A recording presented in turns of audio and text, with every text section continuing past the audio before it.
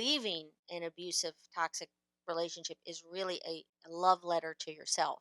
It's a love letter to say, no matter what, I'm going to honor this in myself. I'm going to love me enough not to be screamed at, not to be hurt over and over and over again.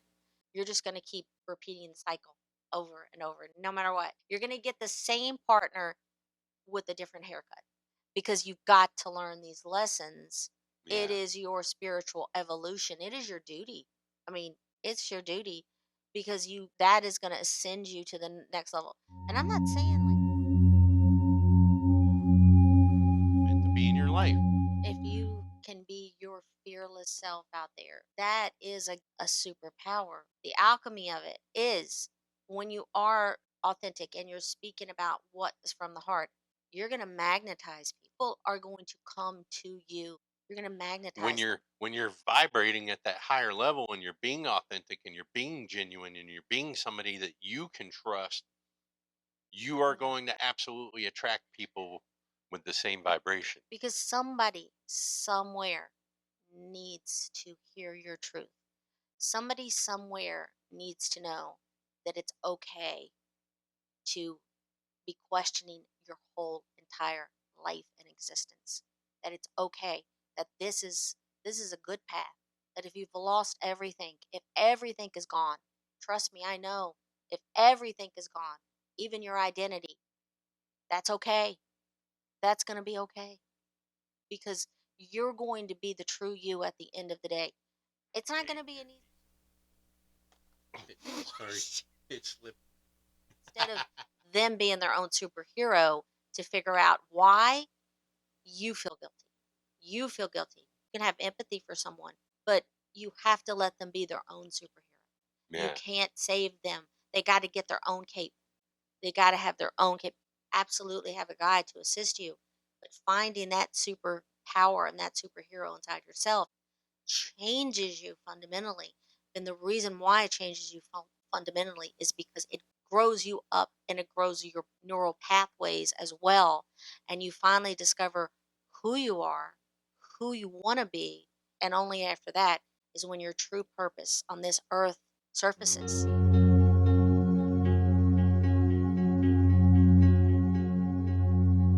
And Yeah. it was a scandal. We're probably still a scandal. I think we are. Yeah. Yay, Three scandal. years later. So we're a scandal. We've been together for 3 years now, kind of off and on.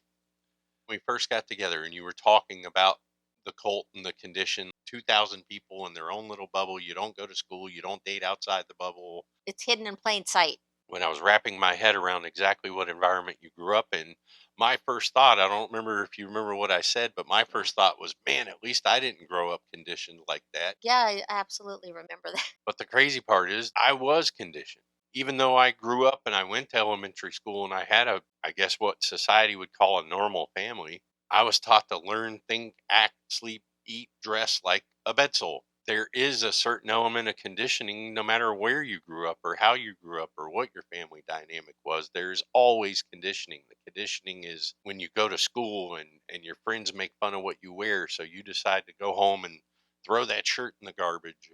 That is conditioning. You were in the suburban trap.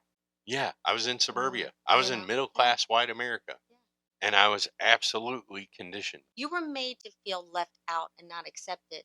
And in many ways, when you're in the healing journey, like we are, and probably always will be, because it never stops, it just alchemizes, you realize that all of that is just repressing you down. But Yeah, in the reptilian brain, we need to be accepted and connection. If not, we're not going to survive. These two things pulling each other because you want to be accepted by your parents, by your peers. And then you also, there's another part of you that wants to live their own life and wear, whatever they want to wear. And you're pretty eccentric in your clothing. So it looks like normal. you've, it This is a pretty normal looks shirt for like me. it is. So it looks like you kind of, did break that status. I've always been against the grainer. And your parents probably looked at you like, who is this guy? I refuse to be a sheeple. Who is this guy? I've seen this guy in blue shoes, like electric not blue shoes. not just blue shoes, royal blue alligator shoes. electric with blue. with a matching belt and a matching gun With holster. pointed toes, with not just regular toes, but pointed toes. Hey, they're Italian. That's right, and it just walks out like, "Hey, look at these." But I'm pretty quirky too, so I can handle that. So when we got together, which was a story within itself, we learned a lot from each other. He was the first ever person that I had dated out of the cult, Yeah, and it was a scandal. We're probably still a scandal. I think we are. yeah. Yay, Three scandal. years later, So we're a scandal. I Yeah, had my life threatened. I had my business ruined. Your ex said he wanted to take me out to a field and duel, and only one of us was coming back. like the 1800s. Yeah. Yeah, I ran away in the middle of the night at 2 a.m. Give me some power. Ow! A Viking hand. Ow! So you've been asking me for 3 years, what's the problem with men and women? Why is it such a shit show out there in the dating world and women against men and men against women? I'm talking to my client, trying to get to the root of the problem. And basically, his world was turned upside down when he decided to break up with his ex. He felt so bad for her. He felt so guilty for her. He wanted to help her, but she was just driving him crazy and it was toxic. I ended up reaching out to her. After talking to her for 30 seconds, I realized the root of her problem was she never felt like her father loved her. Daddy's an alcoholic, not the best role model. Right. But one of the main things that I honed in on towards the end was giving her a goal. It's like you have to find something you're Mhm. passionate about, like what you were talking about. You have to have dreams, you have to have goals, you Right. you have to have something to look forward to. You have to have something that you're living for. When she grows up and goes out into the world, what does that mean?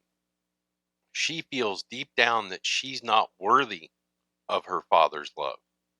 So what does a person do when they don't feel worthy? They create a persona that is worthy of being loved. They become somebody they're not. Mm. So that's exactly what happened in this scenario. Couple feels sad, they don't feel worthy. They go out and they fall in love with each other, but they didn't really fall in love with each other. They fell in love with each other's persona. They fell Right. in love with the The mask. mask. She felt so Yeah. unworthy that she had to become somebody she's not to go out there and present that person to the world who she feels, hey, this persona, this alter ego is worthy. I'm The going to become that person who is worthy. the representative. Well, because most of us don't know what our core values really truly are. We only adapted our parents' communities. The conditioning. So You get her, so wrapped up in the conditioning that yeah, you forget who you are. we and possibly never found who you were. A lot of us abandon our soul at 2 years or older. I abandoned myself at 2. You're saying that their representative meets their representative, and Yeah, it's like a first date. You know how you're all like perfect on a first date, and most you're people all typically are. You want to smelling present the best version of good, yourself. and you're smelling good, and you're wearing your best, and your hair's all good. 6, 7 dates in, Yeah, let's watch a movie and let me put my hair up. you start getting comfortable, so that wall comes down. Feeling that feeling of, oh, this person loves me, this person accepts me Yes. for who I am. So the Mhm. mask comes off. And then, unless you have secure attachment, most of us don't. So don't worry if you don't. Then that's when the part of possessiveness and clinginess and Jealousy. jealousy and codependency and enmeshment. And you become responsible for the other person's feelings. Say the person goes in depression, it's a transference of feelings, it's a transference of guilt. Instead of them being their own superhero to figure out why, you feel guilty. You feel guilty. When you do that, and you can have empathy for someone, but you have to let them be their own superhero. You Yeah. can't save them. They got to get their own cape. They got to have their own cape. You can have a guide. Absolutely have a guide to assist you. But finding that superpower and that superhero inside yourself changes you fundamentally. And the reason why it changes you fundamentally is because it grows you up, and it grows your neural pathways as well. And you finally discover who you are, who you want to be, and only after that is when your true purpose on this earth surfaces. So Yeah. you got to go through all those steps. you can only get to that point by being your true authentic self. You are being your authentic self and sticking to what you believe in and your core values, and anybody objects or rejects you, those are not the people you need in your life. Like when ladies like to get all dressed up and go out, It's true. y'all can't do anything without consulting your There's a couple of different reasons of why women do that. It's because we're going back to that inner child that dressed up and was in frillies and paraded Mhm, around and wanted our family to say, "Oh my God, you're so pretty." And it, especially for me, like my dad, because I was a dad's girl, a daddy's girl. A lot of times you do it for validation. You get that validation, you get that ping, that dopamine. When you get a compliment, you get that dopamine. It's like, and you kind of recharge that battery. And not to say that that's not a bad thing, because you can have sort of this higher consciousness thinking, but also you're still going to have to live in the 3D world of all of this stuff. It's just now you're almost like a professor of it. But and you've got the knowledge, but you also are able to balance it now. That's what happens in the dark night of the soul, is you lose all hope. You lose everything. Your life is over. I lost everything. I lost my house, I lost my family, I lost my business, I Yeah. lost You lost all of it. everything. And so for you, you felt like that was it. Oh yeah, I laid in bed all day for almost a year. I felt like everything I had lived for up to that point was gone, so what's the point? When that happens, and say you don't do the work, you're just going to keep repeating the cycle over and over. No matter what, you're just going to Yeah, you're going to get the same partner with a different haircut, because you've got to learn these lessons. It yeah, is your spiritual evolution. It is your duty. I mean, it's your duty, because that is going to ascend you to the next level. It's an everyday, this, it's an everyday process. I go yeah, back into my little 5-year-old all the time and have to kind of talk her down and talk her off the ledge, so to speak. He reminds me a lot of my dad. So trigger, trigger right there. Okay. Yeah. Trigger, trigger. So when he looks at me or says something, you're judging me, and I feel a little bit of fear. That's a wound that I need to work on. You know that your reaction to things is something that you're trying to work on as well, because you got a lot of yeah. triggers.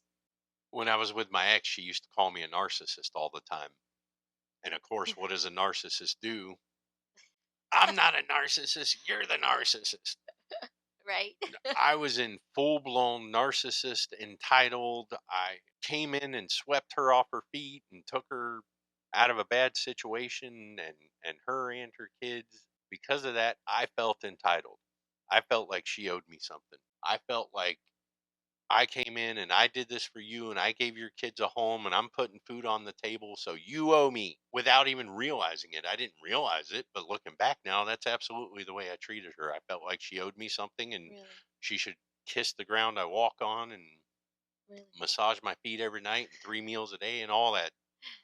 And I had no idea what a narcissist even was. But now that I've learned and I'm looking back, I'm like, oh my God, I was Isn't 100% it? full blown So narcissist. you realize the empathy, you didn't have that. You Yeah. you you put her beneath you. I I mean, did. Yeah. yeah. In doing the healing work in the 3 years since I've met you, and we've been learning about ego and trauma and narcissism and the root of the problems, I can look back and absolutely say, yeah, I was 100% a narcissist entitled asshole. And what kind of progress is that? How many narcissists do you know that can actually turn around and say, hey, you know what? I was a narcissist. If you can say that you were a narcissist, you're no longer a narcissist. I can I Congratulations. can say that because I learned what makes someone a narcissist. I learned empathy. I learned compassion. I accepted and acknowledged that there was a problem. And now for 3 years, we've been doing the healing work and helping others. And I can proudly say, I don't think I'm a narcissist anymore. You get a I'm at least better than I was 5 years ago. you need to get a t-shirt, recovering narcissist. Yeah. That would be a good one. Yeah, it would. Recovering narcissist. There's absolutely power in being yourself. Be genuine. Put off a vibration of authenticity, and you will find a power like you've Mm. never tapped into before. So how do you feel now? Do you feel that you have any of the narcissist trait? I mean, we all do, but I do you mean, feel like it runs the show? Do you feel like it pops back up? And does it run the show? No. I mean, is it in there still? I'm sure absolutely everybody has yeah. narcissistic tendencies. In order to admit that you are a narcissist, you have to find that very innocent part of yourself first, that inner child. Like Yeah. you have to realize where that's coming from and the ego that began to protect that Yeah. child. The first step of my healing journey, I was aware of what the chakras were Right. and energy centers and chi. So I just kept saying, my chi is off, my chi is off. And eventually I met a lady who was like, well, you need to learn how to meditate. Do you meditate? I mean, I do like a little 5-minute meditation in the morning, but I'm not really 100% sure what meditation actually is. So she gave me the stones, she gave me a CD with a guided meditation. That was the first time I'd ever done a real deep transcendental meditation. Mm. It was so powerful. I didn't know what happened. It felt like it was 20 minutes, but it was 2 hours. I felt rejuvenated. I felt alive again. I felt like I had an energy that I Yeah. hadn't had in a long time. I told my brother, I told my business partner, I just went and wanted to share that feeling with And everybody. they probably looked at you like you were crazy. They did. Like you had three heads. I'm telling my brother, "Oh my god, this was powerful, and I felt all this Yeah, energy," and they he's were like, like, oh no. "You're nuts." Nah. Same thing with my business partner. I tried to help my business partner, and he just looked at me like I Off was your crazy. rocker, But buddy.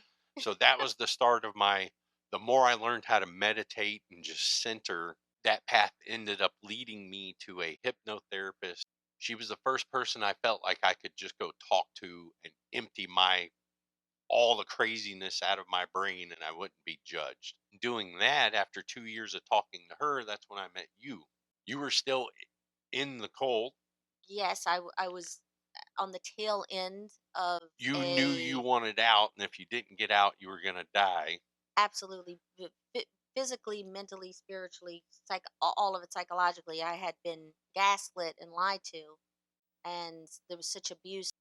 There was no way to stay alive. There was just you couldn't like it wasn't going to end well for me, and I knew it. I had stayed for 10 years trying to battle, make things normal as you could in a cult, and to be the mom and have the husband. And I ran away in the middle of the night at 2 a.m.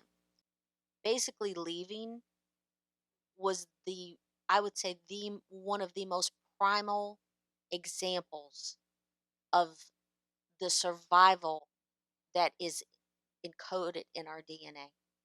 There was nothing else that was driving me because I was done. Like I said, I was broken beyond measure. It was only that most reptilian, primal, oldest essence of life was survival. And I felt like all these people before me that had fought for lands and fought for food and fought for everything. And so that was what was driving me. That was it because I wasn't capable. I wasn't capable. But there was a driving, fighting force of survival inside of me Yeah. that I wasn't even aware of. So you're in survival mode. I'm broken.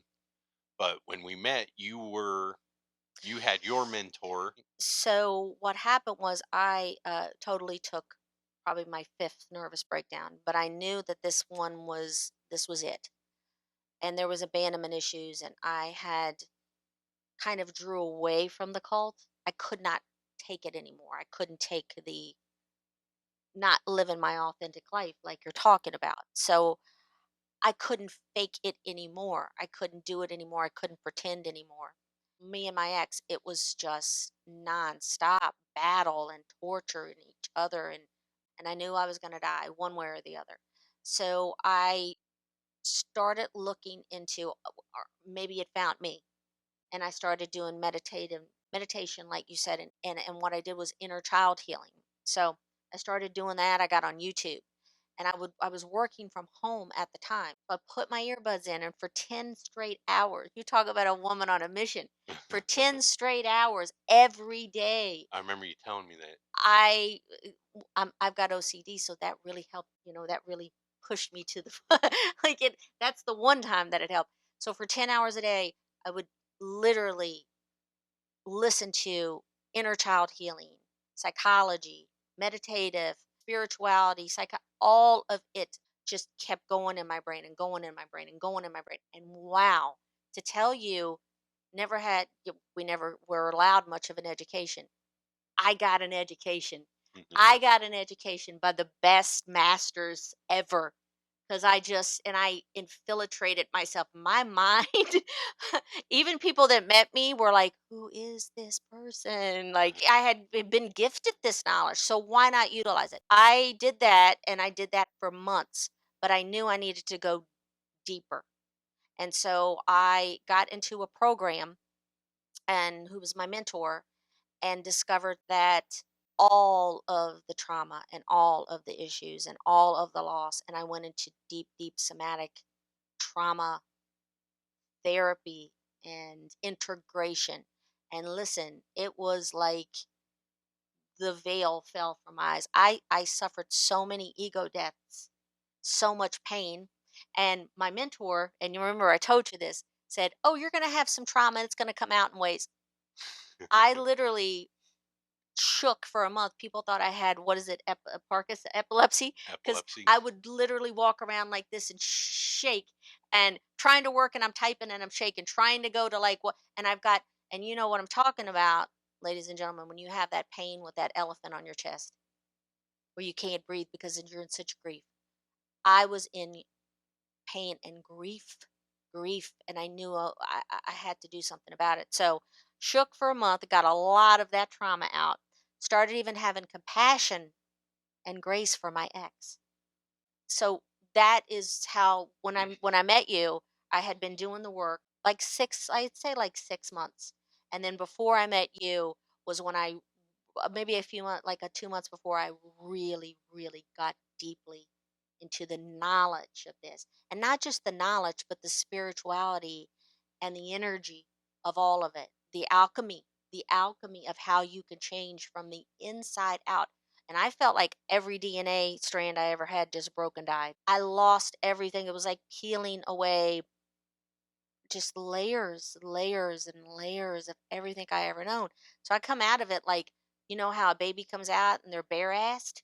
That's what I felt like.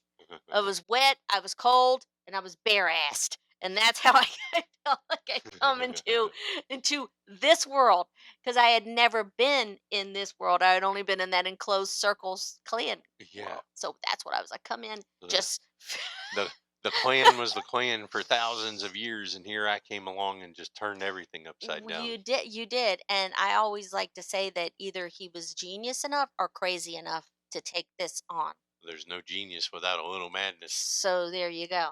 Our first 3 dates were magical and divine, and we felt something in each other that we had never felt ever in our lives. Yeah.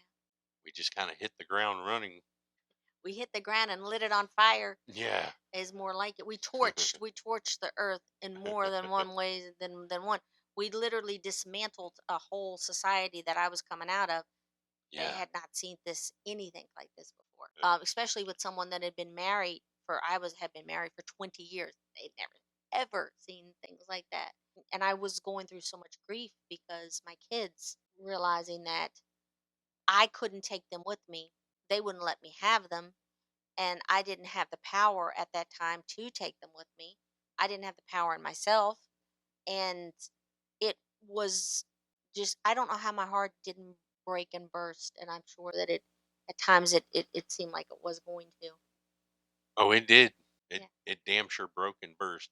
And I lived with so much guilt and oppression because I was blamed for everything, for leaving an abusive, toxic relationship is really a love letter to yourself. It's a love letter to say, no matter what, I'm going to honor this in myself. I'm going to love me enough not to be screamed at, not to be hurt over and over and over again. It took 10 years for me to make that decision. 10 years. It wasn't taken lightly. It was taken because it was the only thing I could do. Like you said, the day you made that decision was the day he said he was going to burn your house down with you in it. Yes. That's correct. It took 4 months to get out after that, but that was the day, right? It right. couldn't feel the shame inside of him. So what do you do when you can't? You turn narcissistic. So you blame everything on someone else because you can't look inside, because that's the hardest place to look of all. Yeah. And even though I understand why he did what he didn't. And so narcissists also look at as it's the other person's fault for everything. And I mean, this. There's Yeah. accountability equals Always shame. point the finger. Yes. When I was finally leaving, I think it shocked him, and I think he felt such deep abandonment wounds and such shame because he thought I would always be there. It wasn't a marriage, it wasn't a relationship at all at the end of it. We shared kids, and really that's the way that it should have been. We should have been a long time ago not together. You weren't allowed to really get divorced after that such a long time, but it wasn't good for the kids as well because what they were seeing was unimaginable, the stuff that they were hearing and seeing. And knowing what we know now, we know they're absolutely just going to repeat the cycle. They are. What I'm doing now, and you know this, is for them. It's for them. I don't want them to feel that they had a mother that abandoned them like they were told for you or for anyone. And I'm doing it for them because I know how hard it's been. I thought I had mental illness for so long. Instead, I just had trauma. I had hurt. And so I don't want them to feel responsible for it anyway. And if they repeat the cycle, and typically that does happen, maybe somewhere down the road they'll be able to implement what I'm doing now. And maybe not even from me, from another mentor. Breaking the cycle. I am breaking the cycle or introducing to breaking the cycle for them. I'm putting that out in the universe. And I know that the universe will hear my petition. It hears.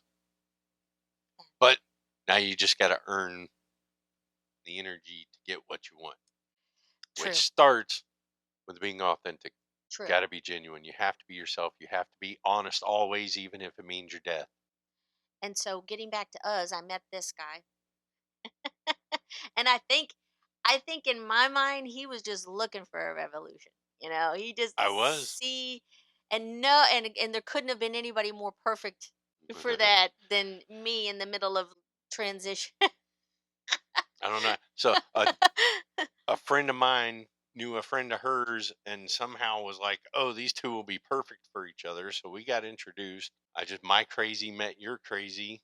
And then we realized through the learning and the studying that we're not actually that crazy. Yeah. We're just hurt and traumatized and abused. And what we do, we want to take everything we've learned about healing and becoming the best version of yourself. And that's what we want to pass on. What you need to do is go deep into how old you really are, because for me I felt like I was a kid. And reparent yourself. You reparent yourself. You nurture those wounds. You parent the way that your parents couldn't. God bless their soul, because they didn't know them. God bless them. So you reparent into who you want to be and how you want to feel about yourself. It's definitely a progress.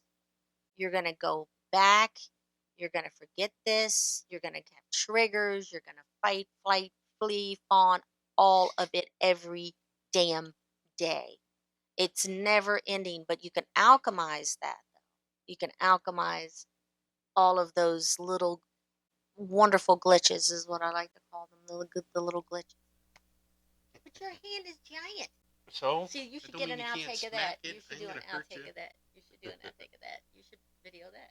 It's on. Oh, So the gentleman's problem was kind of the same thing. He felt like no matter what he did, he could never please his mother. He felt like he was never good enough for his mom. So his persona fell in love with the lady's ah, persona. yeah, The guilt that was stricken in him and weighing him down was once he realized he was putting on a complete persona and a yeah. mask and not being himself, he felt guilty not being authentic to his girlfriend. And that Hmm. guilt was weighing him down so much he was ready to Yeah. unalive himself. An awakening when you find that every partner that you've ever had is somehow in some way either your mother or your father, and you're trying to make them a surrogate That's of your exactly parents. what he said, and that's when he had a total epiphany. He's like, "Oh my Hmm. god, I put up with my Yeah. girl's crap because I'm so used to putting up with my mom's crap." So you're trying to get your Oh, mom to love you, the way that she couldn't have or wasn't unconditional. For many women, it's the dad. You're trying to get a guy to love you the way that your dad didn't. And like I said, I'm not blaming parents here. As a matter of fact, I feel such empathy and mercy for them because they had none of this knowledge. None. Bless them because they really did the best that they could. It is it is an awakening when you find that every partner that you've ever had is somehow in some way either your mother or your father, and you're trying to make them a surrogate. Heal these cycles because will make you aware of the cycles. You need to be aware of them and why they are the way they are, and why you feel that way, and why your little 3-year-old is like pouting and taking a mhm. tantrum. You ever seen a full grown adult take a tantrum? It's actually probably their 3-year-old. The silent treatment. Okay, well that's another probably a 7-year-old. And then the adolescent. You got the adolescent that's fuck you, and fuck off, and fuck. And so you know that one. Yeah, I'm good at that one. It's good. I got Boston in my blood. F words just in our You vocabulary. got all that Boston trauma in your blood is what Oh is god. going on. All Yeah, that all that literally. all that revolutionary I'm a stuff. descendant of Yeah. President John Adams, so I literally So, have the trauma of the yeah, revolution in my blood. absolutely, because DNA carries. You've got all through your life like the war and I was part of the Tea Party. absolutely. You absolutely were because the same blood and the same DNA. So it Yeah. does run through. Have you ever gone to the beach and you're just absolutely terrified of sharks even though, sharks never bit you, sharks never, done anything to me Yeah. personally. But if your great great great great grandfather was attacked and had his arm bit off by Yeah. a shark, that trauma carries through the DNA, Absolutely. Absolutely. and you feel a fear of sharks because Yeah. your great great great great grandfather got bit by a shark 200 years ago. Absolutely. It's no more than what they say about diseases running in the family. Where do you think the running in comes from? It comes from DNA. DNA. When you're expecting, your child feels how you feel. If you don't have emotional regulation, guess what? Your kid ain't going to have it either. Your kid's not going to have it. A lot of times they talk about kids being colic. It's the emotional dysregulation inside the mom. You have to think about that. They've Yeah. lived in this environment. They feel everything. A baby, an infant inside you, a fetus feels everything that you feel, and hears your voice. And so if you're yelling, that baby's hearing that, and that baby is absorbing that, Even the and emotion, all the emotion of it, all of the everything. emotion, everything. The kid is absorbing all of it. And now that we know this stuff because we didn't have this knowledge, because hey, they used to smoke cigarettes inside hospitals too. A man, we didn't know. What you didn't know, you just didn't know. And now that you do know, you can do better. You can change your life. You can change your outlook. You can change your energy, and you can change your alchemy. And you can do that. And you start becoming almost a magician with it. And even then, when you have fights or whatever disagreements, you can stop and go, oh, you've said this yourself, that you see when people's triggered now. Yeah. Like you notice that when people are triggered. So there's a power in that too. When your spouse is getting mad at you, or screaming at you, or telling you you're a piece of shit, when you can see past what they're actually saying and see where that pain is coming from and recognize it. And a person will only call you something when they've been made to feel that way themselves. Projection. They're not going to there's not going to be hate unless they felt that they were hated, unless they hate themselves. They're not going to say you're a piece of shit unless they have been made to feel that themselves or heard it. I've been reading the book The Divine Matrix. Greg Braden Yeah. talks about the power of vibration and energy, and how we're all connected. We are all one living being on this planet.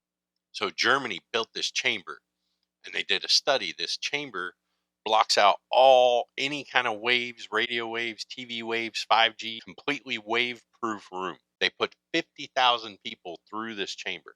And what they were doing is they were studying the vibration that people put off, your electromagnetic field, your your vibrational aura, right? What do you think was the most powerful vibration that a person can put off? Love. That was the first thing I said. What's You more are, powerful than love? well, and because you are love. So I said the same thing. What's more powerful than love? Do you know what it was? Authenticity. Yeah. So this study was so precise. They could tell if somebody was jealous or angry or mad or frustrated, like whatever you're feeling, you put that vibration off into the world every day. What they figured out was the Yes. power of authenticity is 4 times stronger than that of love. And it's because of the vibration they put off. You feel it. You feel when someone is being authentic and being genuine. And so you don't feel safe with that. And even if you know it, because sometimes we push our intuition away just to fit in still, just to Yeah. be nice and polite, because we are a nation of people pleasers. I mean, that's just the way that it is. That's what we're afraid of, Yeah. or to be, not accepted and not have connection with people. That is a very big fear for us. So what do we become, a nation of people pleasers? People are so focused on making other people happy that it's driving them to the grave pretty much. I mean, people are so worried about making other people happy, Yeah, to impress people, to to be and accepted, to you feel worthy. and that's never going to be enough, because you're going to want more. You're going to want, you got a car, you want a bigger car, you want a more expensive car. You got a house, you want a bigger house, you want a more expensive house. Why do you need 8,000 square feet if it's just you? We Why?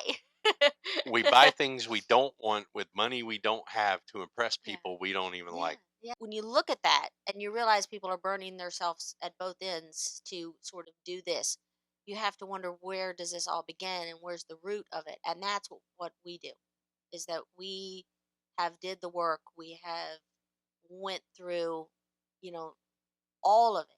We have went through all of it to find out. That's why I'm having a trigger.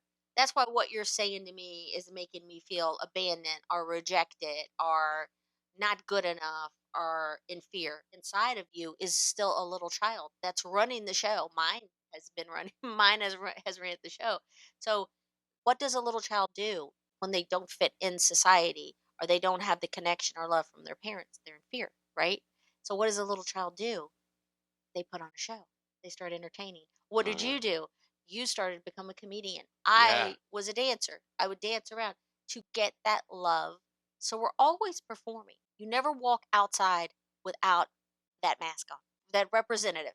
When you come back in, what do? Just like taking your makeup off, take that mask off. You take off that persona. You get into comfy PJs. You throw your hair up. You eat some nachos, and that is, you're comfortable, and nobody's judging you. What happens is you try so much though in this life to fit in and succeed and build. You get burned out. Haven't you heard of people just going in their house and not coming out for a month? Yeah. I've done that before too. Yeah. So you're at a crossroads, and what happens is usually it hits around middle age, Midlife crisis. midlife, when your whole world blows up. Divorce, fighting, toxic, maybe losing, the push and pull between the kids, and you lose your house, you get a divorce, everything. You go bankrupt, you go broke, you've tried all your life to work. So all of this stuff happens, firmly, what I think, is for a reason, and that is to find your true, authentic self Yeah. and start accepting that, which is, and presenting it to the world like we are today, which is scary. So if you are being yourself and doing what you enjoy and wearing the clothes you love and just being the person that you are with the utmost confidence, anybody objects or balks or disapproves of anything you do, those are the people that are not meant to be in your Yeah. life. If you can be your fearless self out there, I mean, stripped down, then that is again a superpower. And some people are going to be uncomfortable with it. Some people are going to be very uncomfortable. But Yeah. you have to realize too, the alchemy of it is, when you are authentic and you're speaking about what is from the heart, you're going to magnetize people. People are going to come to you. When you're vibrating at that higher level and you're being authentic and you're being genuine and you're being somebody that you can trust, you are Yeah. going to absolutely attract people with the same vibration. because somebody somewhere needs to hear your truth. Somebody somewhere needs to know that it's okay to be questioning your whole entire life and existence. That it's okay, that this is a good path. That if you've lost everything, if everything is gone, trust me, I know, if everything is gone, even your identity, that's okay. That's going to be okay. That's okay, Mm, because you're going to be the true you at the end of the day. It's not going to be easy road. Hardest road I've ever had to walk, because I had to face myself. Most people will leave their wives and leave their jobs and leave a state before they face themselves. That's true. They would rather run away than look inside. They call it the midlife crisis, but I think it's the midlife awakening. You can have the repair, you can have the love, and still some people think you can't live in this world knowing all this. I feel that you can live a lot better. I feel like you're a lot more informed and you're a lot more peace with yourself. There's absolutely knowledge and power, and when you know where the traumas and triggers and guilt and shame, and when you see all that swirling in somebody and you can recognize it, you can forgive them, you're going to Mhm. have much healthier communication, you're going to be much healthier in your home life, your work life, your Yeah. children are going to be much healthier and happier. And that's all we want to do, is just pay it forward, what we've learned, whatever we can do to help. We're going to be doing more of these videos. We'll talk more about some more of Mary's history and her ex and how Yes. insane that was, and maybe a little more of my history and my ex and how insane that was, and just share what we've learned. And it's all about spreading love. We are created from love. We are love, and when you vibrate at the frequency of love, magic happens. Yeah, and you don't have to seek love. I mean, you're already there. Yeah. You've At the already That you've was the already number one thing. You asked how did I get out of my Yeah. narcissism and move forward? I remember that was the most prolific thing you told me right out the gate, was the only person who needs to see me, hear me, Yeah. and love me is me. And I got that from my mentor. So knowledge is passed down and If knowledge is healing. It's healing. and if It's the you healing. When you love yourself and you accept yourself and you are confident in being you when you step out that door, that's the most powerful thing I promise you can ever do in this life. And then when you vibrate at that high frequency of authenticity, you're going to attract other authentic people. Every day we go on Facebook and TikTok. Why can't I just find a guy who's real? Or why can't I find a woman who's real? They don't It's, trust each other, because how could they? Nothing's authentic. You go on dating apps and they've got their best. They're holding up fish pictures, fish pictures and fancy cars and fancy hats cars, and watches, sunglasses, and and y'all just red flagging them all over the that's place. true. That's 50 You, things not to put on your Facebook profile includes not a fish pic from a guy. Our sunglasses. We went through a whole lit. We'll have to do that. yeah, And we'll have a whole episode just on red flags. But it starts with walking out the door and just being yourself. You want to attract someone who's real, you want to attract somebody who's authentic and genuine.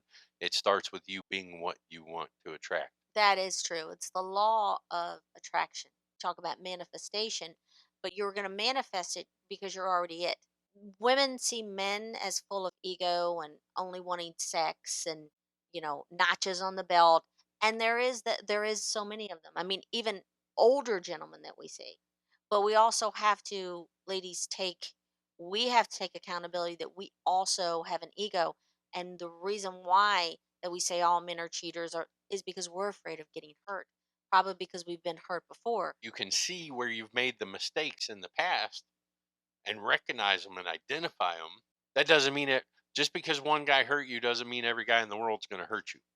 Yeah. It starts with being authentic. It starts with being yourself. Yes. And getting into those toxic relationships that you can't get out of, you won't be stuck in any of those, because you'll know what aligns with you and what doesn't align with you. And Yeah, your core values. if this person doesn't, then we'll find that inner child that suffered that hurt or that fear, and we're going to talk to them. So you can go back to your past to change your future. So what we'll do is we'll go back and we'll talk to that little girl or that little boy that suffered the hurt, the fear, the uncertainty. If they saw their parents screaming, if they saw their life uprooted. And some of these memories are very repressed. You don't remember them, but we'll find them. And when we do find them, we'll repair that with that inner child. And teach you how to repair on your own. You will repair on your own. You'll be your own superhero. You'll be the superhero that your little girl, little boy needed, and provide unconditional love that your mom and dad couldn't. And so it is transcendent work. I mean, it really, really is. I went back to my childhood home, my steps of my childhood home, and so did you. Yeah, I And did. he got a thing with gremlins, like it's Oh like God, he's like his thing with gremlins, like yeah. it So there was some childhood terrorized trauma. me for 7 years. Childhood trauma with those gremlins right there. I mean, And who takes their kid to see Gremlins at 4 years old? actually, he's still got a thing with gremlins, like right now. I think I'm gonna get a gremlin uh Halloween costume and just I mean, the Gremlin in part two with the makeup. I mean, she would wasn't you really that bad looking. have. I know you love talking about how your narcissistic traits. I know we're gonna dig deep with this guy.